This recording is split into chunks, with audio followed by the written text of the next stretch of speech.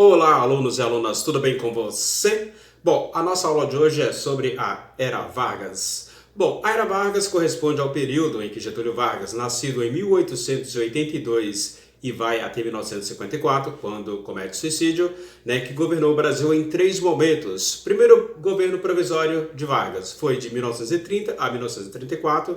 Segundo governo constitucional, 1934 a 1937. E em terceiro, o Estado Novo, que vai de 1937 a 1945. Bom, o governo provisório de 1930 a 1934 começa assim. O governo provisório vai caracterizar-se pelo início do processo de centralização do poder, ou seja, pela eliminação dos órgãos legislativo em nível federal, estadual e municipal e a ausência de eleições no período. Também, neste mesmo período, foram criados os Ministérios do Trabalho, o Ministério da Indústria e Comércio e o Ministério da Educação e Saúde, ambos em 1930. Bom, essas medidas somadas à nomeação de interventores estaduais provocou um descontentamento de vários estados, e em particular o estado de São Paulo, que pegou em armas contra as arbitrariedades de Getúlio Vargas. E após a Revolução Constitucionalista de 1932, não esqueçam disso, Getúlio Vargas teve que promover, pessoal, eleições legislativas e convocar então uma Assembleia Constituinte que elaborou uma nova Carta Magna em 1934. Bom, pessoal, havia importantes mudanças políticas, como o voto feminino, os deputados classistas que representavam uma categoria específica de trabalhadores. Percebeu essa mudança? Então, já no governo constitucional, que vai de 1934 a 1937, durante o governo constitucional, ocorreram uma série de revoltas dentro das instituições militares.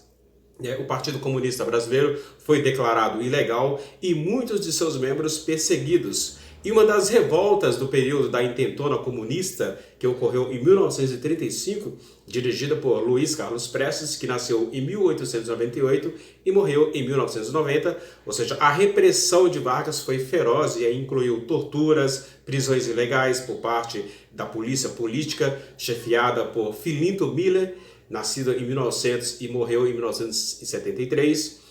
2 anos mais tarde, em 1937, Getúlio Vargas alega que existia uma outra tentativa de golpe comunista, conhecido como o Plano Cohen. Esse então será o pretexto para o fechamento de vez do Congresso e o cancelamento das eleições presidenciais e, por consequência, a anulação da Constituição de 1934. Na verdade, pessoal, o plano foi realizado pelo capitão integralista Olímpio Mourão Filho, nascido em 1900 e morreu em 1972, e utilizado pelo governo para justificar o estado de sítio e assim inaugurar o Estado Novo. E o Estado Novo, para você saber bem, para não esquecer na hora do vestibular, começa em 1937 e vai até 1945. Pois bem, o que foi o Estado Novo? O Estado Novo é considerado o período, digamos assim, mais repressivo e ditatorial da Era Vargas, quando é proclamada a Constituição de 1937, não esqueçam disso. E a nova Carta Magna, ela vai extinguir partidos políticos, instituir o regime corporativo e acabou com a independência entre os três poderes, executivo, legislativo e judiciário. E essa carta foi inspirada, ou seja, na Constituição polonesa de 1926 e foi apelidada de Polaca. Então era chamada de Polaca a nova Constituição de 1937. Ademais, a partir de 1937, Vargas então vai impor a censura aos meios de comunicação como um novo modo de fiscalizá-lo e impedir que a mídia divulgasse qualquer crítica ao governo. Olha só, lá de Vargas, a perseguição à mídia já estava ali imperando para que nada fosse falado de ruim contra o governo. Em 1938, indignados e com o rumo centralistas que tomava o governo, os integralistas planejavam um golpe liderado por Plínio Salgado, nascido em 1895 e morto em 1975, e Gustavo Barroso, nascido em 1888, ano da libertação dos escravos, e morto em 1959. Então, a ação integralista, né, tenta tomar o poder, mas são derrotados e seus participantes são presos ou exilados. No plano econômico, pessoal, a Era Vargas ela se caracteriza, né, por medidas de nacionalização, bem como levar a cabo a política trabalhista, né, com a concepção do que? Da CLT, Consolidação das Leis Trabalhistas. E no âmbito legislativo, o Vargas vai estabelecer o novo Código Penal e o Código de Processual Civil. Bom, agora chegamos aqui à Era Vargas e à Segunda Guerra Mundial. Bom, com a eclosão da Segunda Guerra Mundial, em 1939, não esqueçam disso, o Brasil toma a decisão de manter-se neutro diante do conflito europeu. Lembre-se, estamos aqui na América, o conflito ocorre na Europa, e no entanto o governo Vargas, né, existiam, né, aqueles que eram a favor de apoiar o eixo, né, e aqueles que pensavam em apoiar os aliados. Então, devido à pressão americana, Vargas, logicamente, decide, né, declarar guerra à Alemanha e posteriormente mandar soldados para a Europa e ceder assim uma base aérea para os americanos. Logicamente que isso não foi de graça, né? Ou seja, e em troca houve, né, a concessão de empréstimos e modernização do armamento do exército brasileiro. Então aí o Brasil teve esse apoio oferecido aos aliados e em troca recebe dos americanos os financiamentos e também abre caminho para uma base militar aqui no Brasil para os americanos.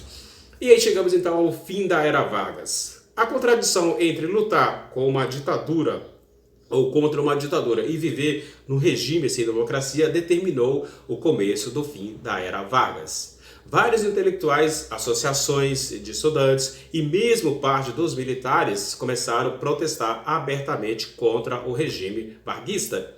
E no dia 29 de outubro de 1945, não esqueçam disso, Getúlio Vargas foi deposto, né, por um golpe militar e a UDN, União Democrática Nacional, sendo conduzido ao desterro na sua cidade natal, São Borja. E aí então, porém, em 1951, né, Vargas retornaria à presidência concorrendo pelo Partido Trabalhista Brasileiro, o PTB, e neste mandato, alcançado pelo voto popular, lança-se as bases para a criação da Petrobras. Sim, Vargas que criou a Petrobras. Então, você tem esse breve resumo e Vargas comete suicídio no Palácio do Catete no dia 24 de agosto de 1954 com um tiro no peito e a sua carta testamento explicava os motivos de sua decisão com uma frase célebre: deixo a vida para entrar na história. Curiosidades a respeito de Vargas. Getúlio Vargas ele vai introduzir a personalidade, né, ao líder desfiles cívicos e as grandes concentrações que o aclamavam e cantavam juntamente nos corais, regido pelo maestro Heitor Villa-Lobos.